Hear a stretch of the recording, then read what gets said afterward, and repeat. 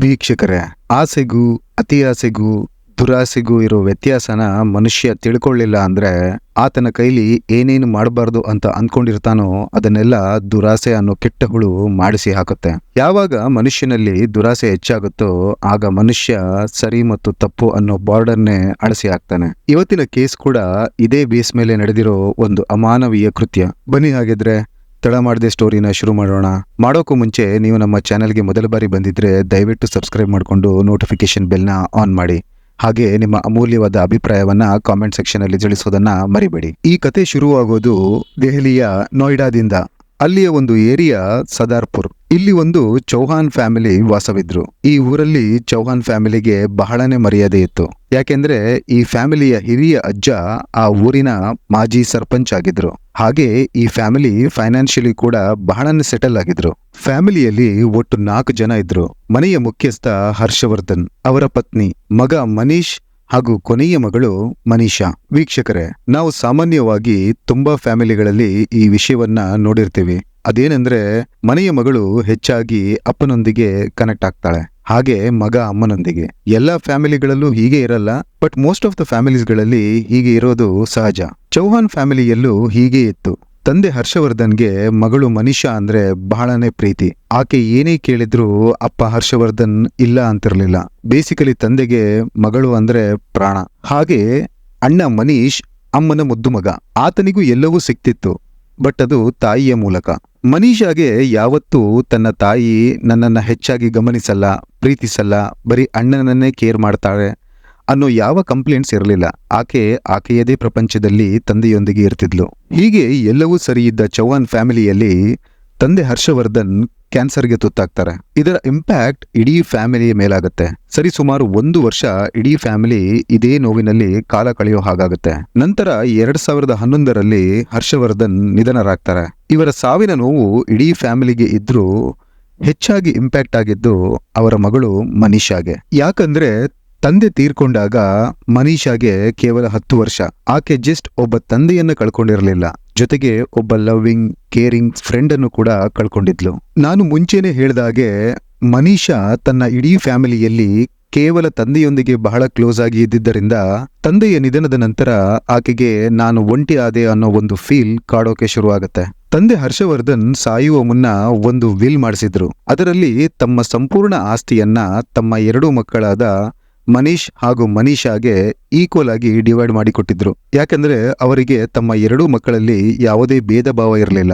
ಆದ್ರೆ ಈ ವಿಷಯ ಹರ್ಷವರ್ಧನ್ರ ಪತ್ನಿಗೆ ಇಷ್ಟವಾಗಲಿಲ್ಲ. ಅವರಿಗೆ ಸಂಪೂರ್ಣ ಆಸ್ತಿ ಮಗ ಮನೀಶ್ಗೆ ಹೋಗ್ಬೇಕು ಅನ್ನೋ ಇಚ್ಛೆ ಇತ್ತು. ಹಾಗಾಗಿ ಅಮ್ಮನಿಗೆ ಈ ವಿಷಯ ಒಳಗೊಳಗೆ ಚುಚ್ಚೋಕೆ ಶುರುವಾಗತ್ತೆ.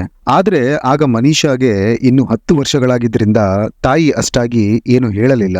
ಹೀಗೆ ಸಮಯ ಕಳಿತಾ ಮನೀಷಾ ತನ್ನದೇ ಮನೆಯಲ್ಲಿ ಒಂಟಿ ಆಗೋಕೆ ಶುರುವಾಗ್ತಾಳೆ. ತನ್ನ ಕೆಲಸಗಳನ್ನ ತಾನೇ ಮಾಡಿಕೊಂಡು ಆಕೆಯ ಜವಾಬ್ದಾರಿನ ಮನೆಯ ಯಾರಿಗೂ ಕೊಡದೆ ತಾನೇ ಸ್ಕಾಲರ್ಶಿಪ್ ನಲ್ಲಿ ಓದೋಕೆ ಶುರು ಮಾಡ್ತಾಳೆ. ತನ್ನ ಕಂಪ್ಲೀಟ್ ಫೋಕಸ್ನ ಸ್ಟಡೀಸ್ ಮೇಲೆ ಕೊಡೋಕೆ ಶುರು ಮಾಡ್ಕೋತಾಳೆ. ಯಾಕೆಂದ್ರೆ ಮನೆಯಲ್ಲಿ ತಾಯಿ ಕೇವಲ ಮಗ ಮನೀಶ್ಗೆ ಪ್ರಾಮುಖ್ಯತೆ ಕೊಡ್ತಿದ್ದರಿಂದ ಆಕೆ ತನ್ನನ್ನ ತಾನೇ ನೋಡ್ಕೋಬೇಕಾಗಿತ್ತು. ಆಕೆಗೆ ತಾನೊಬ್ಬ ಇಂಡಿಪೆಂಡೆಂಟ್ ಆಗಿ ತನ್ನ ಕಾಲ ಮೇಲೆ ತಾನು ನಿಂತ್ಕೋಬೇಕು ಅನ್ನೋ ಛಲ ಇತ್ತು. ಆಕೆಗೆ ತಂದೆಯೇ ಸ್ಫೂರ್ತಿಯಾಗಿದ್ದರಿಂದ ಆಕೆ ನಾನು ತಂದೆಯಂತಾಗ್ಬೇಕು ಅನ್ನೋದೊಂದೇ ಇದ್ದಿದ್ದು.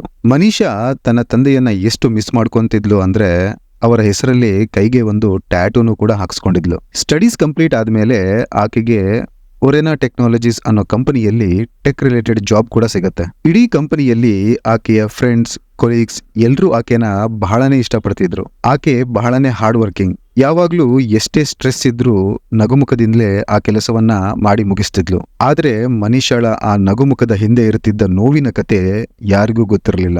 ಆಕೆ ಅದೆಷ್ಟು ನರಕದ ಜೀವನ ನಡೆಸ್ತಿದ್ಲು ಅನ್ನೋದು ಎಲ್ಲರಿಗೂ ನಿಗೂಢವಾಗಿ ಇತ್ತು. ಮನೀಷಾಳ ತಂದೆಯ ನಿಧನದ ನಂತರ ಯಾವಾಗ ಮನೀಷಾ ದೊಡ್ಡವಳಾಗ್ತಾಳೆ ಆಗ ಆಕೆಯ ತಾಯಿ ಮನೀಷಾಳಿಗೆ ತನ್ನ ಆಸ್ತಿಯನ್ನ ಅಣ್ಣ ಮನೀಶ್ ಹೆಸರಲ್ಲಿ ಬರೆದು ಕೊಡುವಂತ ಪ್ರೆಷರೈಸ್ ಮಾಡೋಕೆ ಶುರು ಮಾಡ್ಕೊಂಡಿದ್ರು. ಆದ್ರೆ ಮನೀಷಾ ಇದು ನನ್ನ ತಂದೆ ನನಗೆ ಕೊಟ್ಟ ಅವರ ಕೊನೆಯ ಗುರುತು, ನಾನು ಯಾವುದೇ ಕಾರಣಕ್ಕೂ ಕೊಡೋದಿಲ್ಲ ಅಂತ ಹೇಳ್ತಾಳೆ. ಇದೇ ಕಾರಣಕ್ಕೆ ಮನೀಷಾಗೆ ಆಕೆಯ ತಾಯಿ ಹಾಗೂ ಅಣ್ಣ ಹೊಡಿತಿದ್ರು. ಅಂದ್ರೆ ಈ ವಿಷಯ ಅವರ ಫ್ಯಾಮಿಲಿ ರಿಲೇಟಿವ್ಸ್ ಗಳಲ್ಲಿ ಗೊತ್ತಿರಲಿಲ್ಲ ಅಂತ ಏನಲ್ಲ, ಖಂಡಿತ ಗೊತ್ತಿತ್ತು. ಆದ್ರೆ ಅವರೆಲ್ಲ ನಮಗೆ ಬೇರೆಯವರ ವಿಷಯ ಯಾಕೆ ಅಂತ ಸುಮ್ಮನಿದ್ರು ಅಷ್ಟೇ. ಆದ್ರೆ ಮನೀಷಾಳ ಸಹಾಯಕ್ಕೆ ಯಾರೂ ಬರಲಿಲ್ಲ. ಮನೀಷಾ ಕೂಡ ಎಲ್ಲರಿಂದಲೂ ಆ ಹೋಪ್ನ ಬಿಟ್ಟಿದ್ಲು. ಹೀಗೆ ನಡೀತಿದ್ದಾಗ ಮನೀಷಾಗೆ ಒಂದು ಸಣ್ಣ ಹೋಪ್ ಕಾಣಿಸುತ್ತೆ. ಅದೇನಂದ್ರೆ ಮನೀಷಾಳ ಅಣ್ಣ ಮನೀಶ್ಗೆ ಮದುವೆ ಫಿಕ್ಸ್ ಆಗತ್ತೆ. ಆಗ ಮನೀಷಾ ಅಂದ್ಕೋತಾಳೆ, ಮೇ ಬಿ ಅತ್ತಿಗೆ ಬಂದ ಮೇಲೆ ಅಣ್ಣ ಬದಲಾಗ್ತಾನೆ, ಎಲ್ಲವೂ ಸರಿ ಹೋಗುತ್ತೆ ಅಂತ.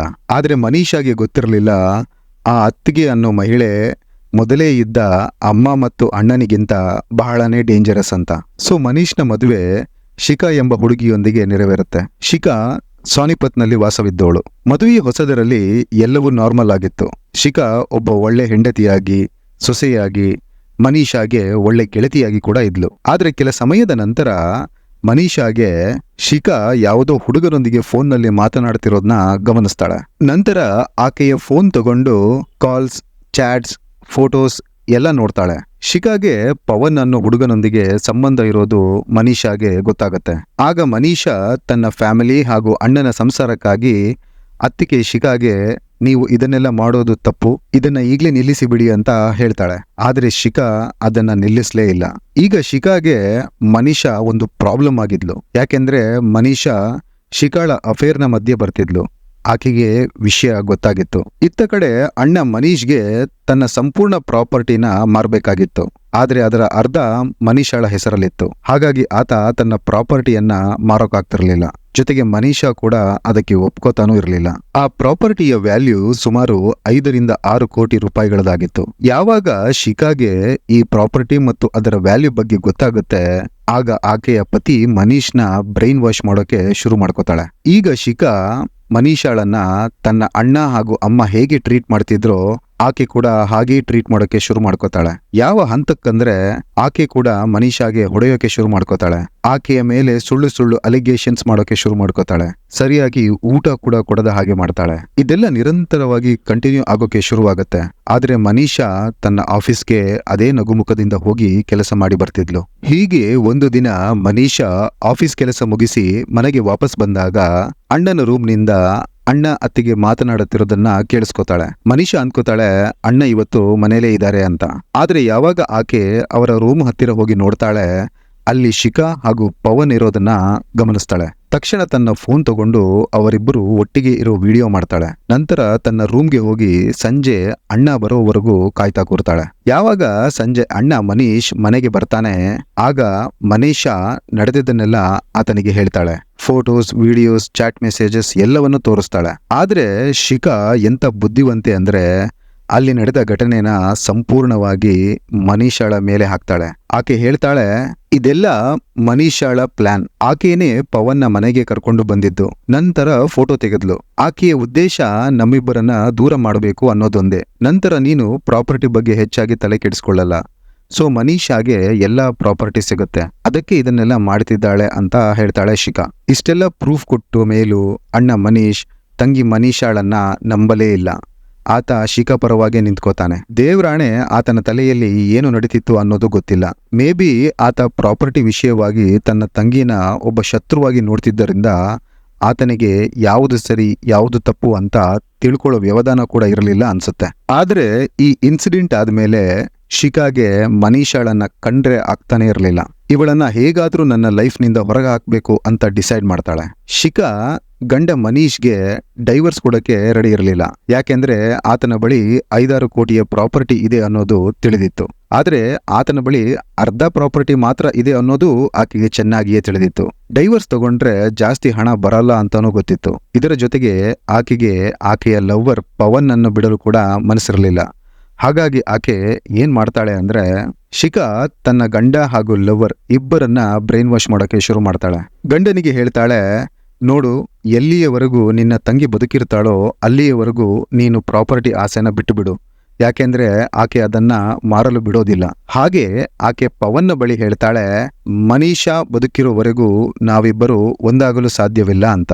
ಶಿಖಾ ಅವರಿಬ್ಬರನ್ನ ಎಷ್ಟರ ಮಟ್ಟಿಗೆ ಪ್ರಚೋದಿಸಿದ್ಲು ಅಂದ್ರೆ ಅವರಿಬ್ಬರು ಮನೀಷಾಳನ್ನ ಕೊಲೆ ಮಾಡೋಕೆ ರೆಡಿ ಆಗ್ತಾರೆ. ನಂತರ ಶಿಖಾ, ಮನೀಶ್ ಹಾಗೂ ಪವನ್ ಸೇರ್ಕೊಂಡು ಮನೀಷಾಳನ್ನ ಕೊಲೆ ಮಾಡೋಕೆ ಒಂದು ಪ್ಲಾನ್ ಮಾಡ್ತಾರೆ. ನವೆಂಬರ್ 1, 2023 ರಾತ್ರಿ 8:30 ಹೊತ್ತಿಗೆ ಮನೀಷಾ ತನ್ನ ಆಫೀಸ್ನಿಂದ ಮನೆಗೆ ಬರ್ತಾಳೆ. ನಂತರ ಅಣ್ಣ ಅತ್ತಿಗೆ ಜೊತೆ ಊಟ ಮಾಡ್ತಾಳೆ. ಆದ್ರೆ ಆಕೆಗೆ ಊಟದಲ್ಲಿ ಡ್ರಗ್ಸ್ ಸೇರಿಸಿರೋ ವಿಷಯ ಗೊತ್ತಿರಲಿಲ್ಲ. ಅದನ್ನ ತನ್ನ ಸ್ವಂತ ಅಣ್ಣ ಹಾಗೂ ಅತ್ತಿಗೆ ಊಟದಲ್ಲಿ ಸೇರಿಸಿಕೊಟ್ಟಿದ್ರು. ಊಟ ಮುಗಿಸುತ್ತಿದ್ದಂತೆ ಅಣ್ಣ ಮನೀಷಾಗೆ ಈ ಪ್ರಾಪರ್ಟಿ ಪೇಪರ್ಸ್ ಮೇಲೆ ಸೈನ್ ಮಾಡು ಅಂತ ಹೇಳ್ತಾನೆ.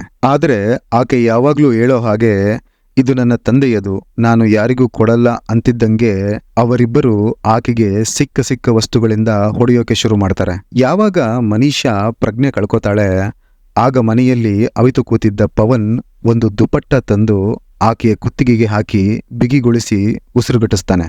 ಆಗ ಆಕೆಯ ಅಣ್ಣ ಮನೀಷಾಳ ಕೈಗಳನ್ನ ಗಟ್ಟಿಯಾಗಿ ಹಿಡ್ಕೊಂಡ್ರೆ ಶಿಖಾ ಕಾಲುಗಳನ್ನು ಗಟ್ಟಿಯಾಗಿ ಹಿಡ್ಕೊಂಡಿರ್ತಾಳೆ.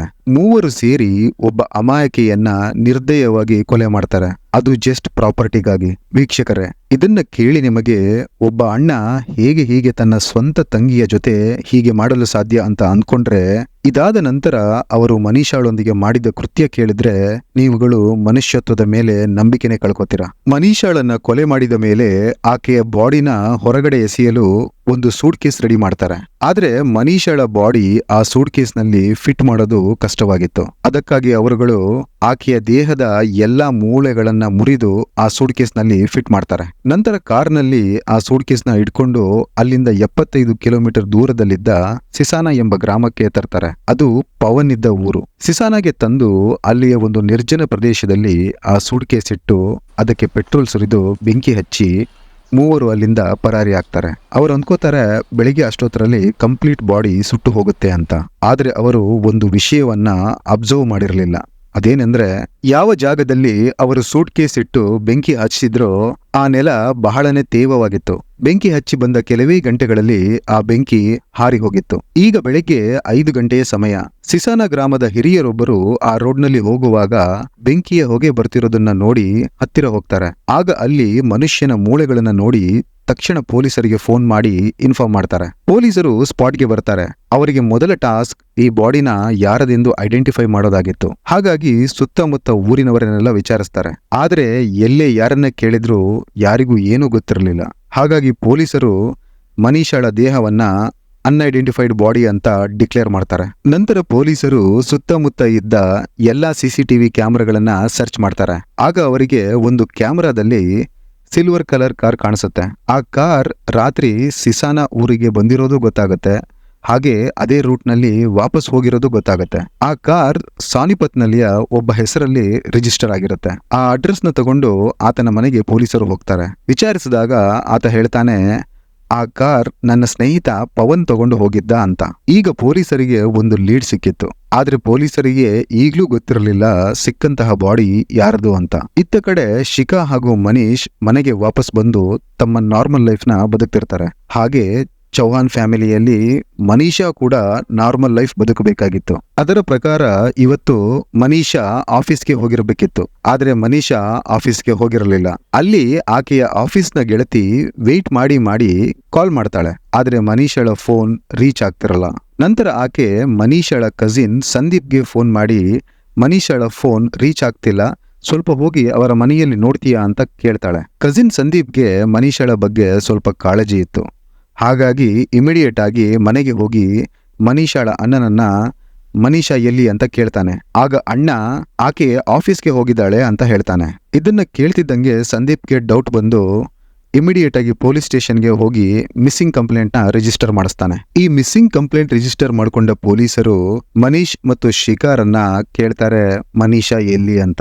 ಆಗ ಅವರು ಮನೀಷಾ ಯಾವುದೋ ಹುಡುಗನೊಂದಿಗೆ ಓಡಿ ಹೋಗಿದ್ದಾಳೆ ಅಂತ ಹೇಳ್ತಾರೆ. ಶಿಖಾ ಪೊಲೀಸರ ಮುಂದೆ ಬಹಳನೇ ಅತ್ತುಗರಿತಾಳೆ. ನಂತರ ಪೊಲೀಸರು ಅಕ್ಕಪಕ್ಕದ ಮನೆಯವರನ್ನೆಲ್ಲ ಇವರ ಮನೆಯವರ ಬಗ್ಗೆ ವಿಚಾರಿಸ್ತಾರೆ. ಆಗ ಎಲ್ರೂ ಶಿಖಾ ಹಾಗೂ ಮನೀಶ್ ಬಗ್ಗೆ ನೆಗೆಟಿವ್ ಆಗಿ ಪೊಲೀಸರಿಗೆ ಹೇಳ್ತಾರೆ. ಸೊ ಪೊಲೀಸರಿಗೆ ಅನ್ಸುತ್ತೆ ಮನೀಷಾಳ ಮಿಸ್ಸಿಂಗ್ ಹಿಂದೆ ಅಣ್ಣ ಮನೀಶ್ ಹಾಗೂ ಶಿಖಾನ ಕೈವಾಡ ಇದೆ ಅಂತ. ಆದ್ರೆ ಪೊಲೀಸರ ಬಳಿ ಯಾವುದೇ ಸಾಕ್ಷಿ ಇರಲಿಲ್ಲ ಅದನ್ನ ಪ್ರೂವ್ ಮಾಡೋಕೆ. ನಂತರ ಪೊಲೀಸರು ಶಿಖಾ ಹಾಗೂ ಮನೀಶ್ನ ಫೋನ್ ಟ್ರ್ಯಾಕ್ ಮಾಡೋಕೆ ಶುರು ಮಾಡ್ತಾರೆ. ಆಗ ಪೊಲೀಸರಿಗೆ ಒಂದು ವಿಷಯ ಗೊತ್ತಾಗುತ್ತೆ.